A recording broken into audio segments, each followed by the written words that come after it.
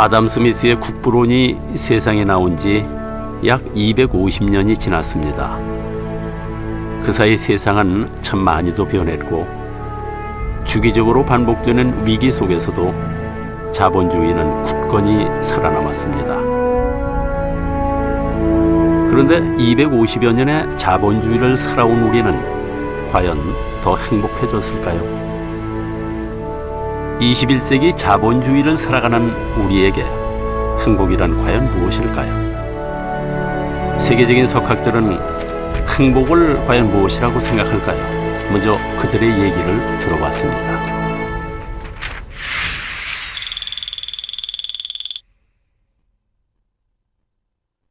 Happiness is the same in any society.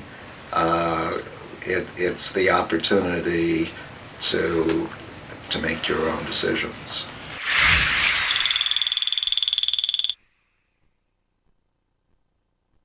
Happiness is the extent to which people improve their lives each year.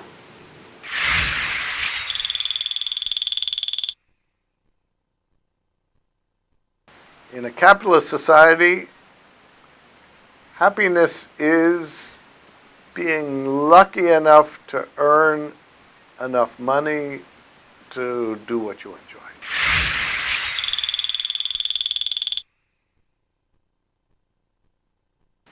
Happiness is living a good life where you are able to have a set of values that you can live in accord with. It's not about money.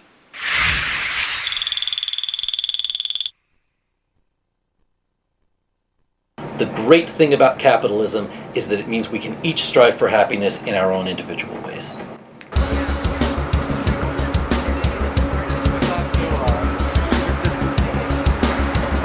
세계 자본주의의 심장인 뉴욕의 월가 한복판에 천여 명의 시위대가 모여들었습니다.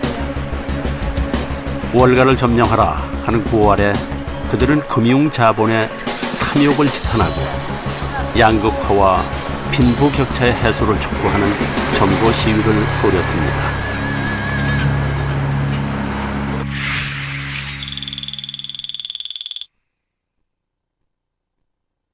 That's not the kind of a society I want to live in. I want to live in a society where everybody can afford to, everybody can go to work and not need to work 2-3 jobs just to pay the bills. You know, I want to live in a society where people live to work, not just work to live. Take back Chicago! Take back Chicago! 1%를 향한 99%의 분노는 삽시간에 미국 천여 개의 도시로 한 달 만에 세계 80여 나라 1,500개 도시로 퍼져나갔습니다. 반월가 국제 연대 시위를 열었습니다. 우리나라에서도 시민단체들이 탐욕스런 금융자본을 공격하라는 주제로 집회를 열었습니다.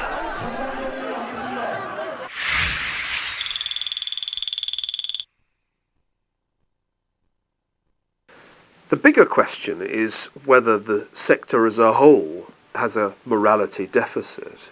And I think it's arguable that it does by comparison with, let us say, the generation of the post-war period. Every business requires to have some ethical framework, and a bank especially so.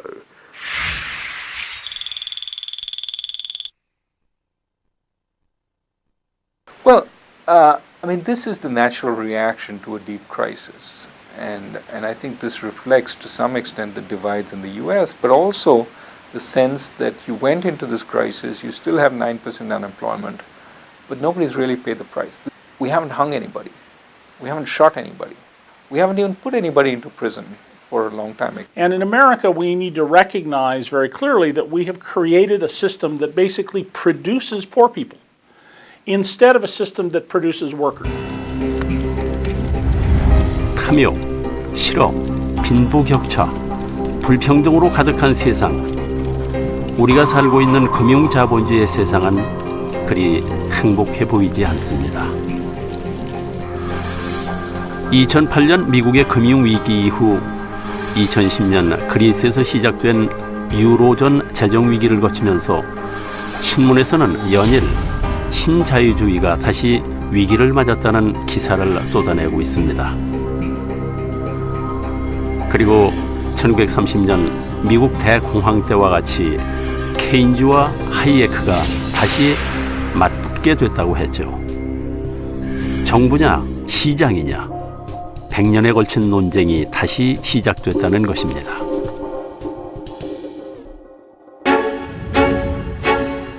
Yeah. Hi. Keynes, 거시경제학의 father. Yeah. 하이에크 신자유주의 father. Yeah. Yeah. 100년 동안 우린 치고받고 싸웠지. 나 케인스 거시경제학의 father. 시장이냐 정부냐 forever issue. 경제학의 forever rival. Hey guys, stop. 계속되는 경제 위기 어떻게 할 건데? 되풀이되는 글로벌 금융위기 붐붐 버스 붐붐 버스 전 세계의 빚잔치 너도 나도 모두 빚잔치. Oh my God, God bless me. 미국이 넘어지면 우리도 한 방에 훅. 돈이 돌고 돌아도 먹고 살기 힘들어. 새로운 경제 위기 답이 필요해. Show me the money. 21세기를 책임질 경제 원리는 무엇? 뭘까 그게? Show me the money. 과연 되풀이되는 경제 위기를 해결해 줄 경제 원리는 무엇일까요? 하이에크의 신자유주의일까요? 아니면 케인즈의 거시 경제학일까요?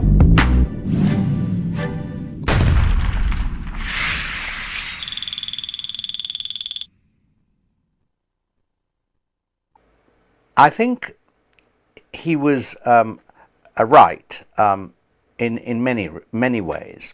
And I think the proof of that is that in this period, which I think was the golden age of the system.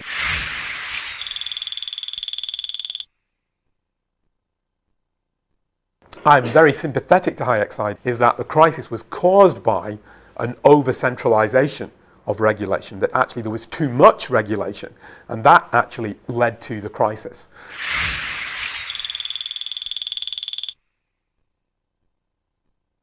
Have once again come to the fore, and so the ghosts of Keynes and Hayek are now once again making the waves and being quoted and cited in public argument. 세계적인 석학들도 의견이 분분합니다. 그래서 먼저 그들이 벌여온 논쟁의 핵심을 살펴볼까 합니다.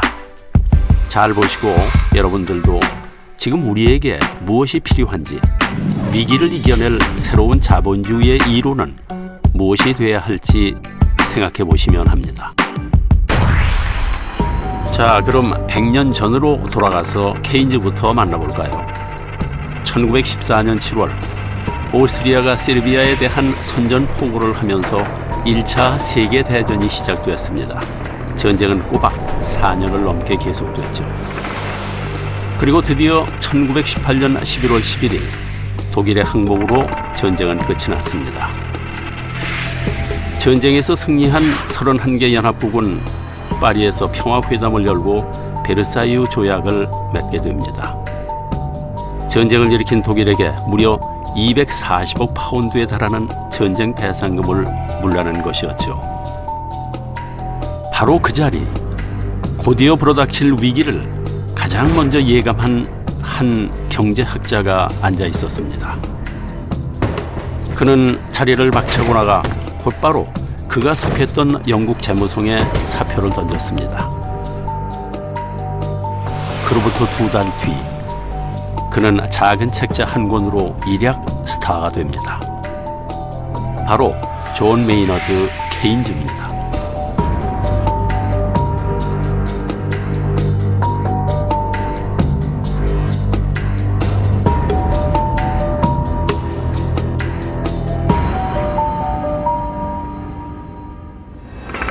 그의 예언이 적중했음을 아는 데는 많은 시간이 걸리지 않았습니다. 독일 정부는 감당할 수 없는 전쟁 배상금 때문에 더 많은 돈을 찍어낼 수밖에 없었고 결국 하이퍼 인플레이션이 발생하고 말았습니다. 한편 전쟁의 여파에 피호가 된 유럽과는 달리 미국은 호황을 누리고 있었습니다. 그러나 끝없는 욕심은 거품을 만들어냈습니다. 1929년 10월 29일 검은 목요일 거품이 터지면서 미국은 대공황의 소용돌이에 빠져들어갔습니다.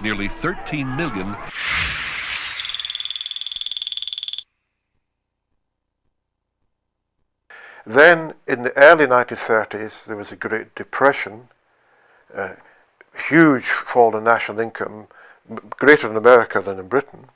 And so he began to think in terms of how can the state manage national income, and that is what led to the general theory.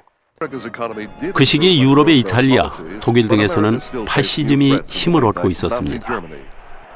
독일 국민들은 빈곤과 실업과 혼란에 지쳐 히틀러에게 정권을 맡겨버리고 말았죠.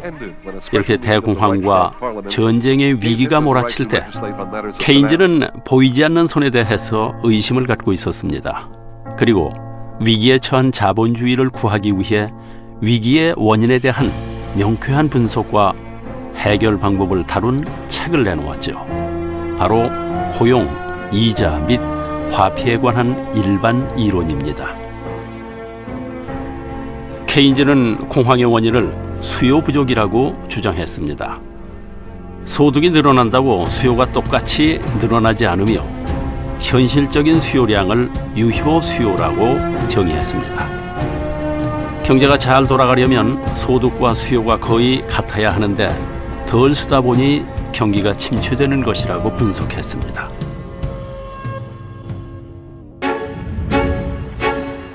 Yeah.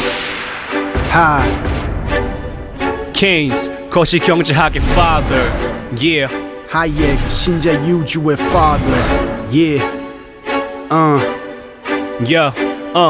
100년 동안 우리 치고받고 싸웠지. 나 케인스 거시 경제학의 father. 시장이냐 정부냐 forever issue. 경제학의 forever rival. Keynes is coming. 하이엑 케인스의 말을 들어봐. 풍요 속의 빈곤 내가 만든 rhyme so I'm genius Keynes 물건은 넘쳐나도 사는 사람 없어 와 돈이 안 도니까 먹고 살기 힘들어 결국에 대공황 boom boom bust boom boom bust Keynes is coming and I say warning 이건 혁명이야 Welcome to the Keynes world 보이지 않는 손만 믿다 큰 코 다친 거야 Oh no invisible hand 경제도 아기처럼 돌봐줘 정부가 돌봐줘 우리 보완책이 되어줘 투자가 부족하잖아 수요도 부족해 정부가 공장 세우고 다리도 놓아야 돼 Right 일자리를 줘야 해 돈이 들게 해야 해 이게 바로 내가 만든 거시 경제학 What? Keynes Revolution 정부의 역할에 관한 케인즈의 새로운 이론은 거시경제학이라는 학문을 탄생시킵니다. To 1914, economists were content to explain how the market worked.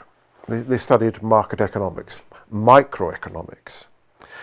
When Keynes was a Treasury official helping to finance the First World War, he had to start thinking about macroeconomics. You had to think about the whole economy.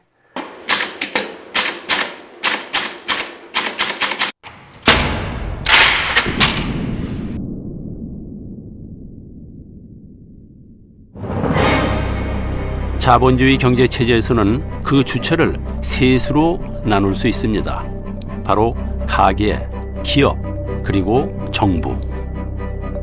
미시경제학이란 가계와 기업이 어떻게 의사결정을 내리며 이들이 시장에서 어떻게 상호작용을 하는지를 연구하는 학문입니다.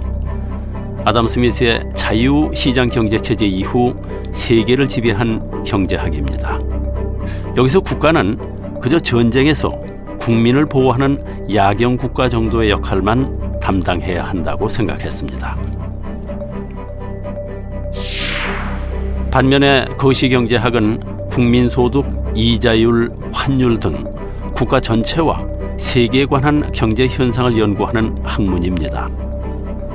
정부의 계획적인 정책으로 가계와 기업을 움직여야 한다는 주장이죠. Keynes is coming. 하이엑 케인스의 말을 들어봐. Listen, 실질적인 구매력을 지닌 수요 내가 말하는 유효 수요 아세 정부가 자금을 지원해 유효 수요를 늘리자는 심플한 논리 구매력 없는 수요자가 일자리를 통해 구매자로 발전하는 길 극미했던 구매력이 정상적인 유효 수요로 발전하는 길 일자리가 있고 돈이 있는데 왜 돈이 안 돌아 This is Keynes 유효 수요 이론 1936 발표한 내 책을 읽어 New Deal 정책으로 성공했던 내 이론 Prove it 바로 고용 이자 및 화폐의 일반 이론 The general theory of employment, interest and money 공황에서 벗어나는 길은 정부가 재정 지출을 확대해 일자리를 만드는 것 완전 고용이 이루어지면 유효 수요가 늘어나서 경제가 되살아날 것이라고 주장한 것입니다. 그러나 그가 내린 정부의 계획적인 개입이라는 처방은 이제까지 세상을 지배해온 보이지 않는 손에 대한 중대한 반역으로 받아들여졌습니다. 케인즈는 기자들로부터 공산주의자가 아니냐 하는 질문까지 받아야 했습니다. 하지만 그는 보이지 않는 손이 스스로 시장을 조종할 때까지 기다리라는 주장과 단기적인 관점에서만 경제를 바라보는 시각에 대해 이렇게 비판했습니다.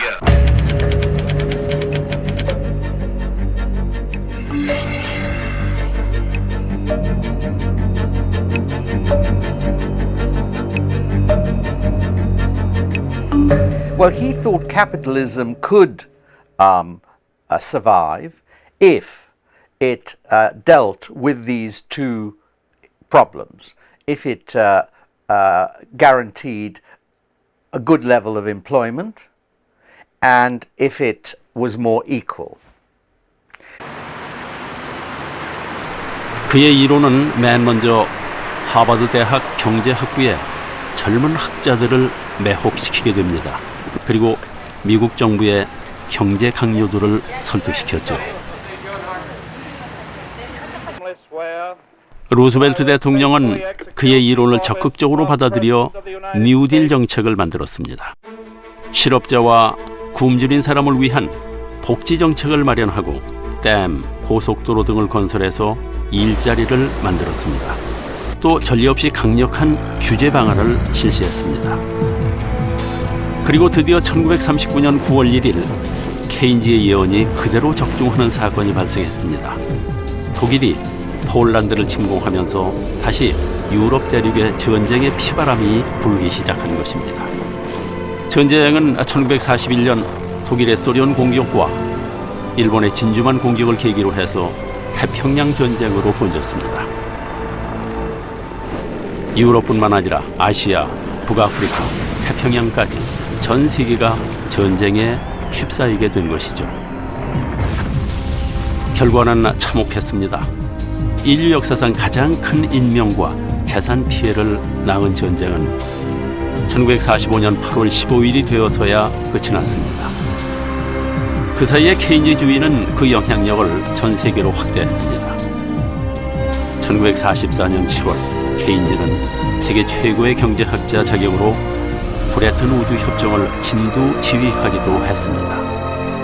아이러니하게도 전쟁은 독일과 미국 모두에게 불황의 탈출구가 되어주었습니다. 돈을 빌려 전쟁에 쏟아부으면서 실업률이 낮아지고 경제가 살아난 것입니다. 2차 대전이 끝나자 케인즈주의는 자본주의 세계 모든 정부를 지배하는 경제 원리가 됐습니다. His major achievement intellectually was to get economists to think about the whole economy, to think in terms of macroeconomics. That was his great achievement. They have responsibility for full employment, for maintaining an optimal level of employment and output. Keynesian governments targeted employment. They aimed to keep employment at a fairly low level, 3, 4%, 5%, something like this. 이후 케인즈 이론은 큰 정부를 만드는데 이론적 토대가 됐고 30년 동안이나 유례없는 호황을 누리게 해주었습니다. 그런데 이렇게 케인즈가 승승장구할 때 공황의 원인과 극복 방법에 대해서 그와 정반대의 생각을 가진 사람이 있었습니다. 바로 런던 대학 교수였던 하이에크. 그는 44년 자신의 주장을 담아 노예의 길을 펴냈습니다. 하이에크는 너무 많이 투자됐고 너무 많이 써서 공황이 왔다 이렇게 진단했습니다. 케인즈와는 정반대의 의견이었죠. 그리고 시간이 걸리더라도 시장의 조정 능력을 신뢰해야 한다고 주장했습니다. I think the other criticism was one that originates with Hayek, who was one of the great opponents of Keynes, which was that if a government starts interfering too much with the economy, the government grows and makes the economy less efficient. 하지만 케인즈주의로 호황을 누리고 있던 세계는 하이에크 주장에 귀를 기울여 주지 않았습니다. He was less well respected. Economists thought that, well, he wasn't doing economics anymore. He was doing sort of political philosophy. So he went through a period of about 20 years where he wasn't very well respected. 결국 하이에크는 낙심한 나머지 고향인 오스트리아로 돌아갔습니다. Most of the departments became dislike me, so much so that I can feel it to the present day. That economists very largely tend to treat me as an outsider. 그러나 70년대 들어서자 끝나지 않을 것만 같았던 호황에도 위기가 찾아왔습니다. 위기는 이제까지와 전혀 다른 양상으로 번져갔습니다. 바로 경기 불황과 인플레이션이 동시에 오는 스태그플레이션. 케인즈 이론으로는 도저히 설명이 불가능했습니다. 대세는 케인즈에서 하이에크로 기울어지고 있었습니다.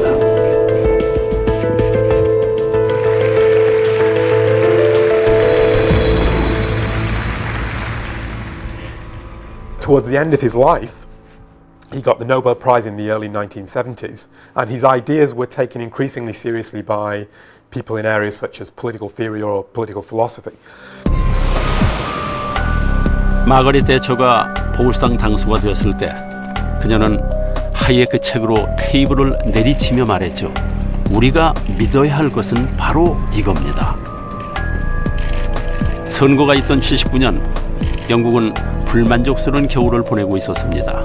경제가 치명적인 침체에 빠졌죠. 영국 국민들은 대처의 보수당 정부를 선택합니다. 영국 최초의 여성 총리가 된 대처는 하이에크의 신자유주의에 기반을 둔 대처리즘을 표방했습니다.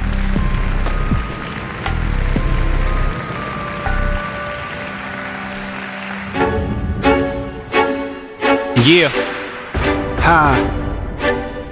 Keynes, 거시경제학의 father. Yeah. Hayek, 신자유주의 father. Yeah. Hi, my name is Friedrich August von Hayek. I'm a Nobel Prize winner, so I'm a genius too, you know?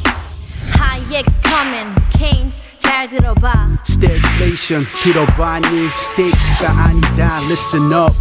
Inflation에다 불안까지 온 거야. Money, money, money is all you need. 낯선 괴물처럼 세상을 괴롭혔지. Boom, boom, bust, boom, boom, bust. Hayek is coming, and I say burning. 세상을 구하자, Hayek, Mr. Miracle. 정부 믿다 큰 코 다쳐. 무능 정부, 부패 정부. 투자 너무 많아, 소비 너무 많아, and to the 빚도 너무 많아.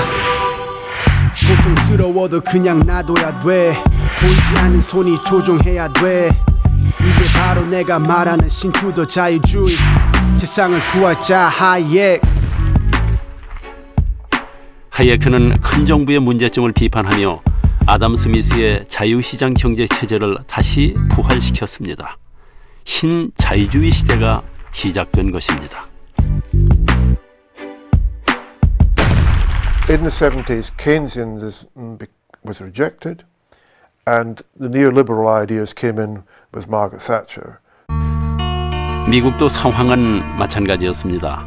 79년 2차 오일 쇼크가 발생하자 규제 철폐가 시작됐지만 침체는 계속됐습니다. 케인즈가 가르쳐준 대로 했지만 별 효과가 없었습니다. 미국은 대처와 같은 노선을 가진 레이건을 대통령으로 선출했습니다. 그는 하이에크와 같은 시장주의자인 시카고 학파 밀턴 프리드만의 이론을 기반으로 해서 레이거노믹스를 시행했습니다. 건실한 금융, 규제 철폐, 적정한 세율, 제한적인 정부 지출이 주요 내용입니다.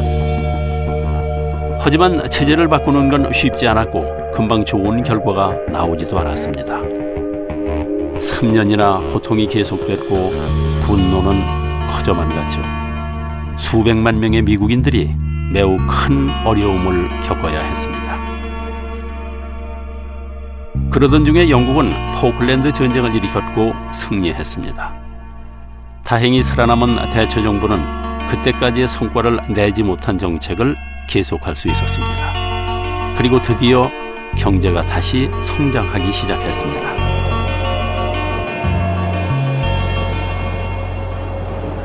Hayek has a number of crucial insights into the way the world works.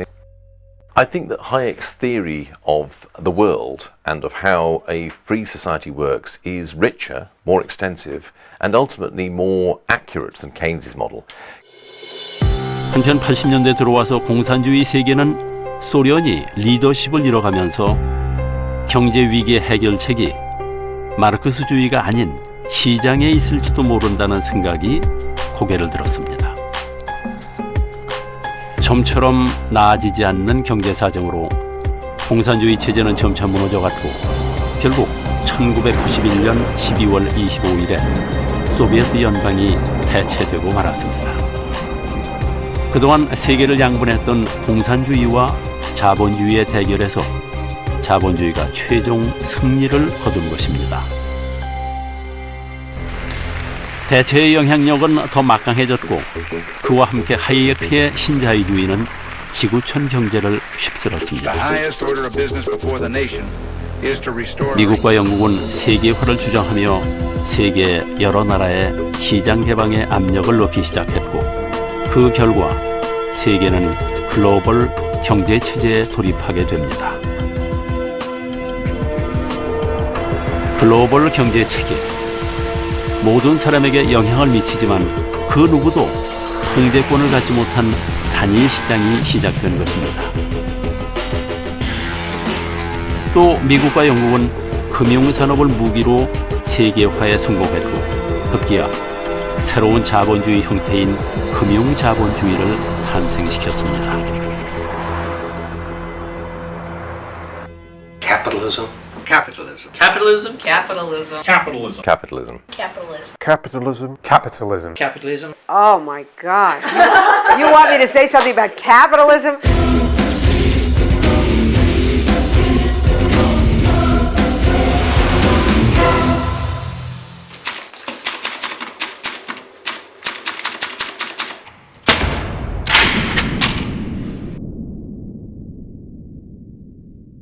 하지만 이러한 금융자본주의가 전 세계적인 금융위기를 초래할 수 있다는 것을 예측한 사람은 별로 없었습니다.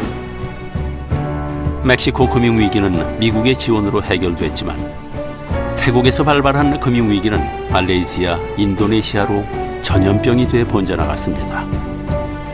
우리나라도 IMF 체제에 들어가는 굴욕을 당했지만 금융위기는 멈추지 않고 계속됐죠. 결국 2008년 철옹성이라 생각했던 미국까지 금융위기에 휩싸이게 되고 연이은 유럽발 금융위기로 전 세계가 휘청거리고 있습니다. 이제 세계는 어느 누구도 통제할 수 없는 세계가 되어버린 것입니다. 물론 세계화가 전례 없는 풍요를 가져다 준 것도 사실입니다. 하지만 세계화가 시작되면서 부와 빈곤의 양극화가 가속되고 불평등이 더 커졌다는 것 또한 사실입니다. 그러자 케인즈주의자들은 이번 위기의 원인을 신자유주의가 괴물 금융을 키웠기 때문이라고 비판하기 시작했습니다.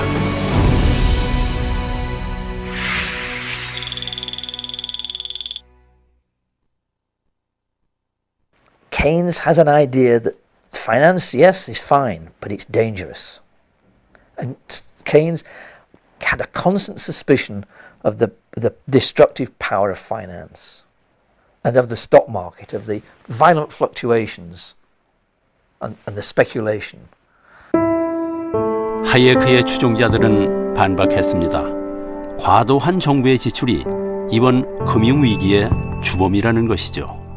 Were in fact caused not by the operation of free markets, but by the mistaken policies of governments and the use of people with political power to try and control and manipulate markets, such as the crisis of the 1930s, or indeed, as he, I've no doubt would argue, the one we're living through right now. 정부냐 시장이냐. 그래서 주도권 싸움은 아직도 첨예하게 대립하며 계속되고 있는 실정입니다.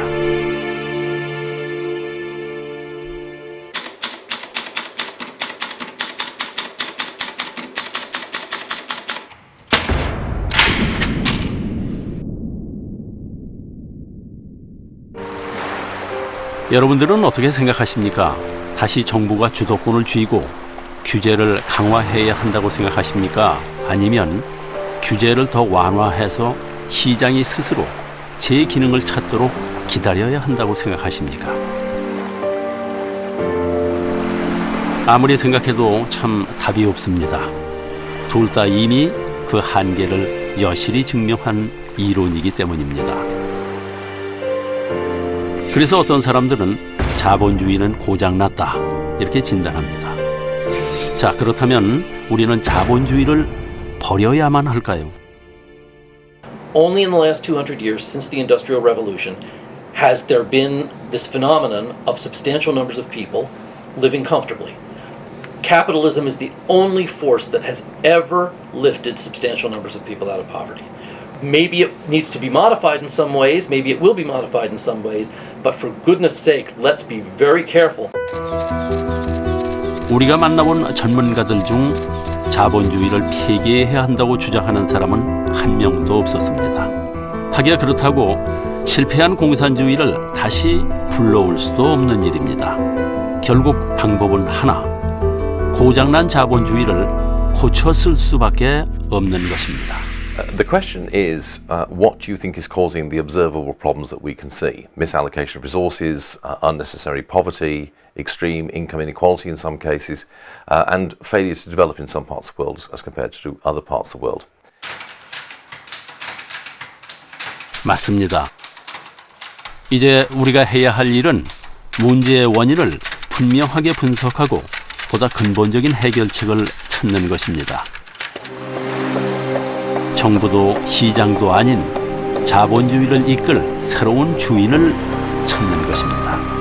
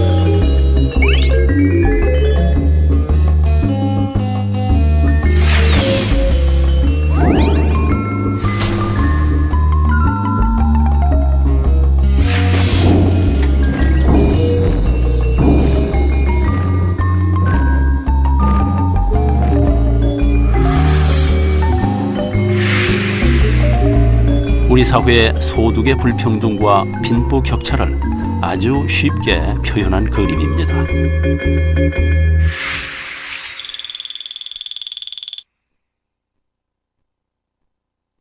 Well, it's a big issue in the United States as well because some of the data suggest that the rich are getting much richer than the rest of the country. There's a bigger gap between what the rich have and what the rest of the country has. And it says, here's the increase in income of the bottom 90% of Americans after 30 years, and it's 1 inch high. And here's the increase in income of the super wealthy. And there's an arrow, and at the top it says, continues off page for 62 more feet. Okay, 1 inch to 62.5 feet is the measure. It's $1 to $7,500. So each time each person in the bottom 90% got $1 more, people at the top get $7,500.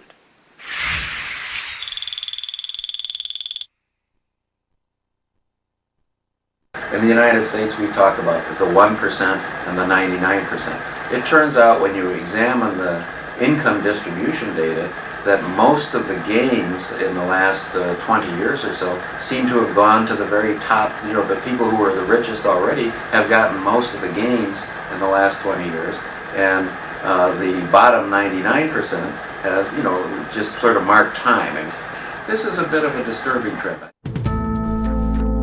자, 우리나라의 경우는 어떨까요?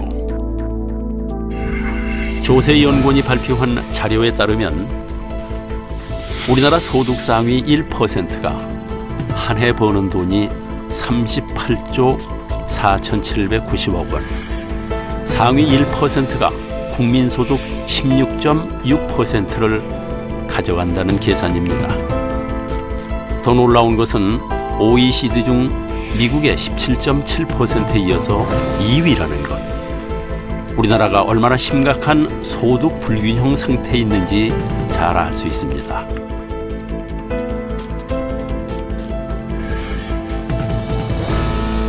놀라운 데이터는 또 있습니다. OECD 국가의 삶의 질의 구조에 관한 연구에 따르면 우리나라 국민의 행복지수는 10점 만점에 4.2점, 전체 34개국 중 32위를 차지했다고 합니다. 1위는 덴마크로 8.09점, 우리나라보다 낮은 나라는 2점대 터키와 멕시코뿐입니다. 지난 50년 동안 우리나라 1인당 국민소득 그래프입니다. 1960년대 100여 달러에서 시작해서 현재 2만 달러, 세계 11위의 경제 대국이 됐습니다. 정말 놀라운 성장입니다. 문제는 바로 이것입니다. 우리가 느끼는 행복도가 경제 성장과 비례해서 증가하지 않았다는 것입니다. 이는 미국의 경제학자인 리처드 이스털린이 주장한 소득이 증가해도 행복은 정체된다는 이스털린의 역설을 고스란히 적용하고 있습니다.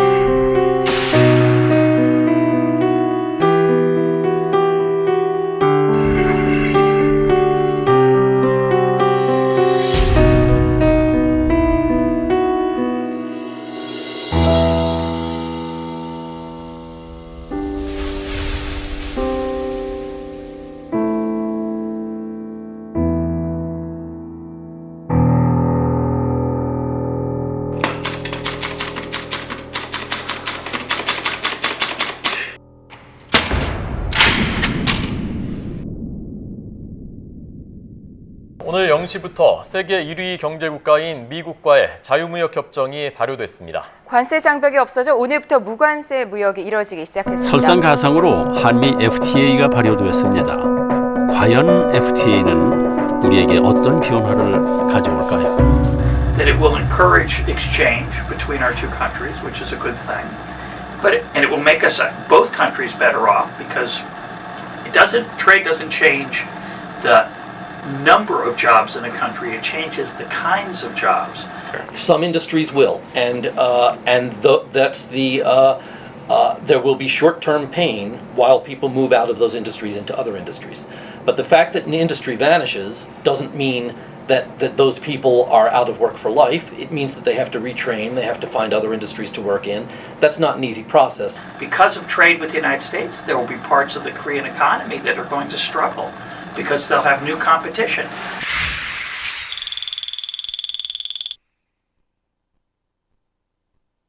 약자들이 당하는 그 피해에 대해서 상당히 민감하게 좀 대처를 해야 된다고 생각합니다. 그대로 그저 방치해 놓으면은 적어도 미국과의 그 FTA는 빈익빈 부익부 현상을 더 심화시킬 그 위험이 있으니까. 이미 경쟁력을 갖춘 기업에겐 분명 좋은 기회지만 나머지 산업은 아니라는 것, 상당히 다른 평가입니다. 하지만 공통적인 의견은 바로 분명히 많은 낙오자가 생긴다는 것. 그럼 그들은 어떻게 해야 할까요? 어차피 약육강식의 자본주의 세상. 너 알아서 살아라. 난 모른다. 하면 될까요?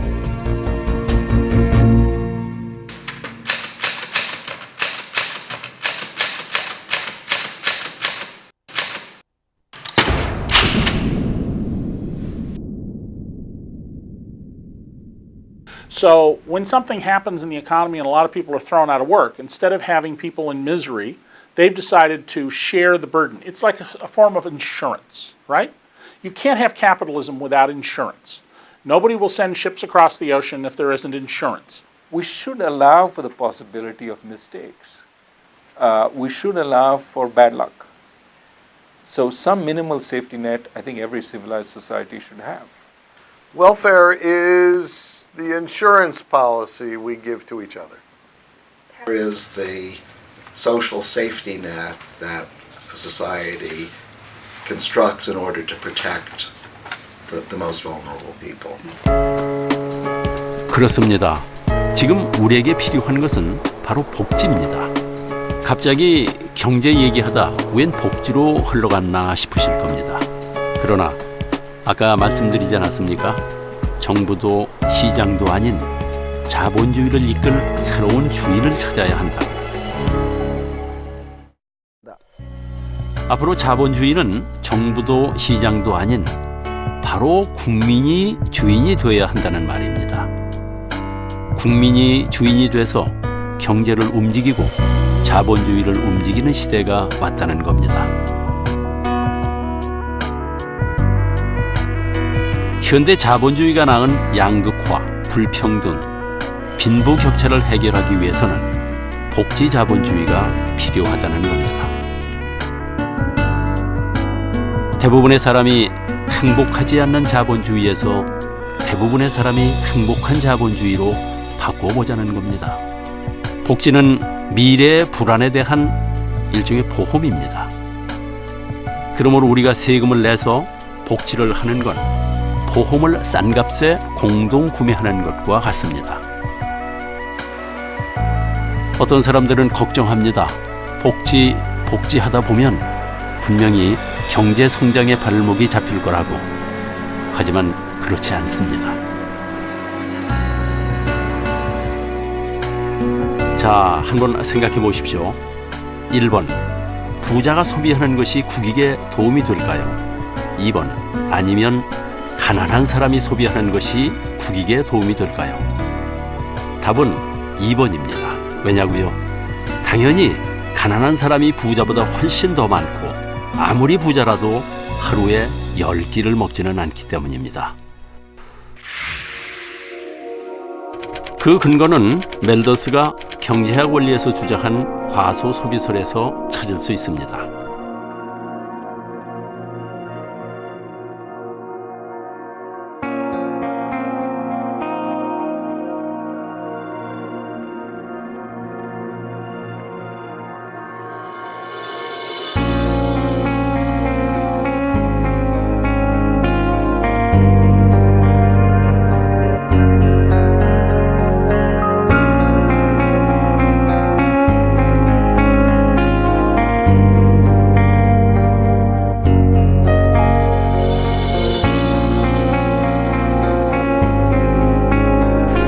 멜더스는 이렇게 말했습니다. 가난한 자의 주머니를 채워라. 그러면 소비가 촉진된다.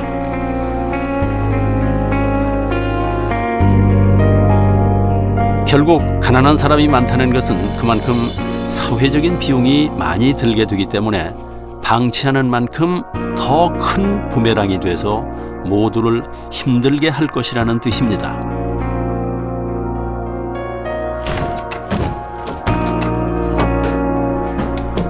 그러므로 복지를 하는 것이 더 경제적이라는 겁니다.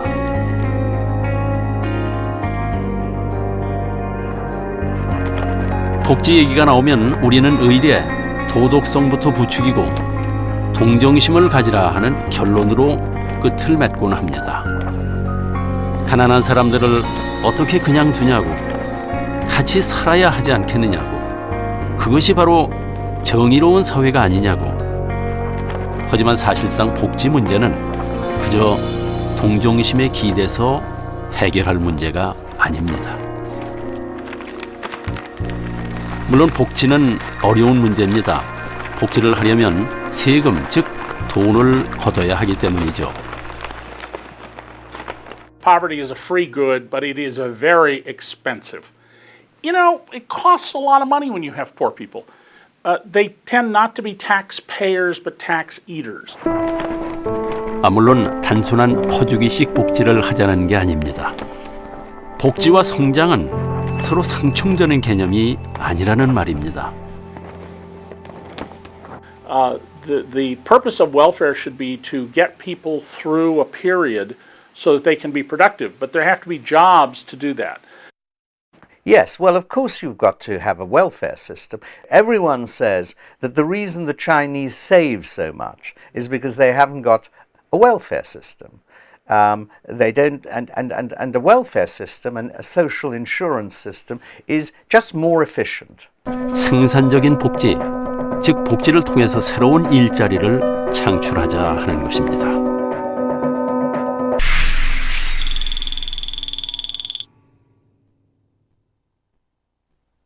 유명 배우들이 나와서 그런 걸 선전을 하죠.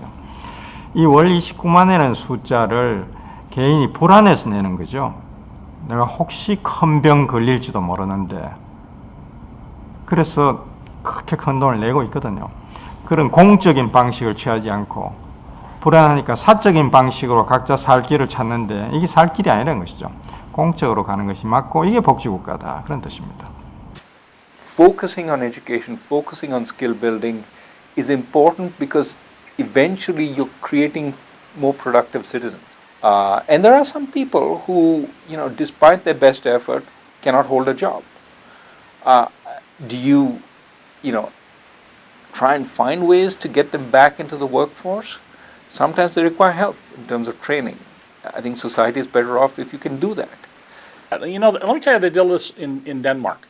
You lose your job through no fault of your own because the industry changes. The government then puts you into a training program. Maybe you need 6 weeks of training and maybe you need to get a doctoral degree. The government will provide you with 90% of your income until that program is finished. It'll then find you a job. You can reject that job. It'll find you a second job. And if you reject that job, you lose 90% of your benefits. So what happens? People find their own job because the government's not so good at finding jobs, number one, and number two, they don't want to lose 90% of their benefits.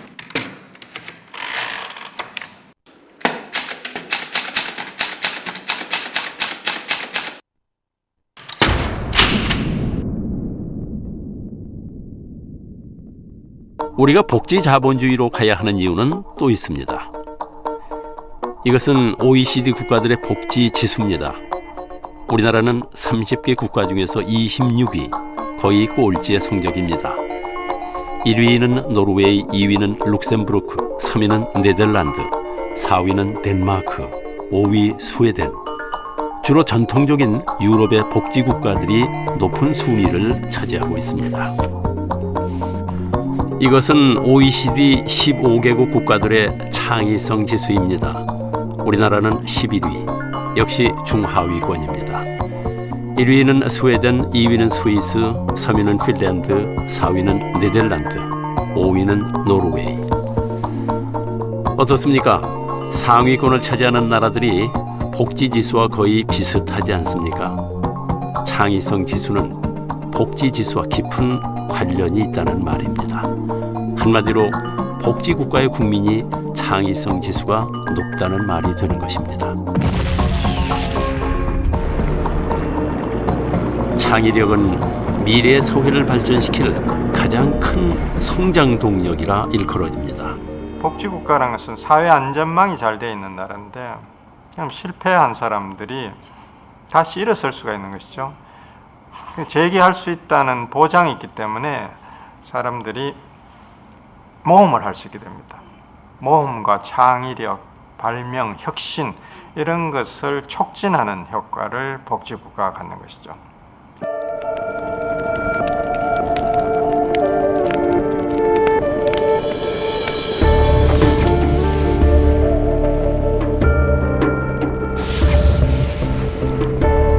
그런데 배고픈데 창의가 과연 나올 수 있을까? 실패하면 끝인 사회에서 창의가 나올 수 있을까요?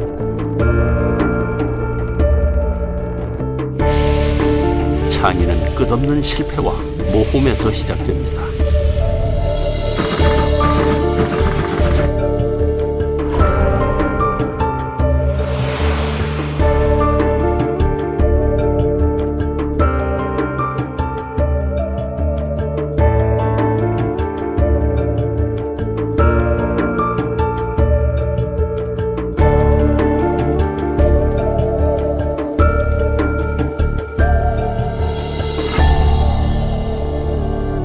그렇다면 복지자본주의 세상에서 우리는 행복할 수 있을까요? 가장 발달한 복지국가가 북유럽이죠. 북유럽 국가들의 별명이 탈상품 사회입니다. 탈상품 사회가 무슨 말이냐 하면은 우리가 알고 있는 상품으로 되어 있는 많은 그런 재화 서비스들이 북유럽에 가면은 상품이 사고 파는 게 아니라는 뜻입니다. 예를 들면 교육, 대학까지 무료죠. 예. 의료, 보육 이런 것이 공짜입니다. 공짜니까 탈상품이죠. 상품에서 벗어난 그런 사회죠. 탈상품 사회니까 목돈이 별로 필요가 없고 그래서 뭐 재테크 할 필요도 별로 느끼지 않을 겁니다. 예. 한국은 불안한 사회니까 목돈이 언제 어디 필요할지 모르거든요. 우리는 그동안 자본주의의 여러 모습들을 봤습니다. 아담 스미스로 시작된 자본주의가 마르크스의 정면 도전에 맞서 어떻게 발전돼 왔고 어떻게 살아남았는지, 그리고 그 안에서 살아온 우리들이 어떻게 변해 왔는지,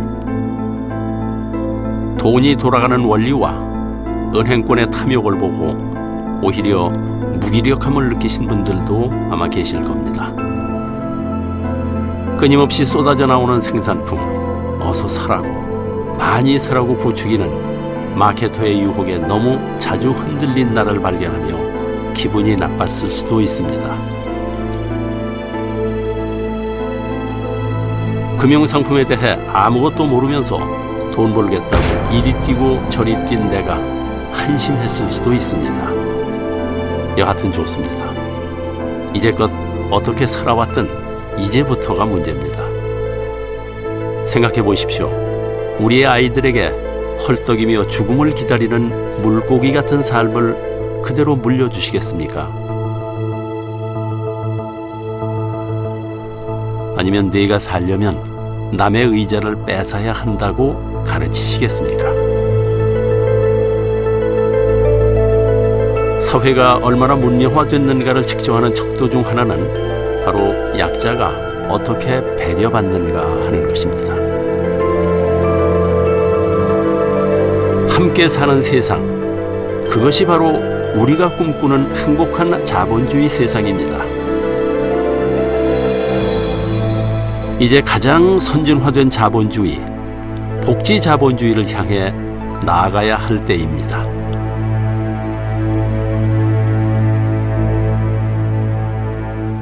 Capitalism is an unrivaled engine for producing wealth. It lifts people out of poverty. But what is wealth for? What's it for? You have to have other ethics than simply the ethic of wealth accumulation. But that's for the future. But it's something that we need to start thinking about now.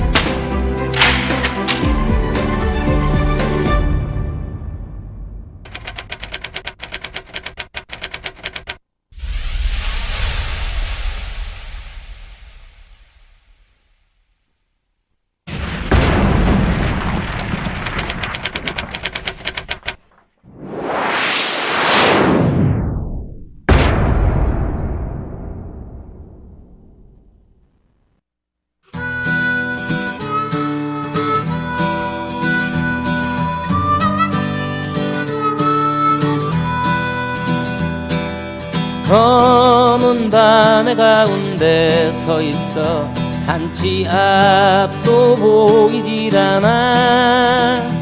어디로 가야 하나 어디에 있을까 둘러봐도 소용없었지. 일어나 다시 한번 해보는 거야. 일어나 봄의 새싹들처럼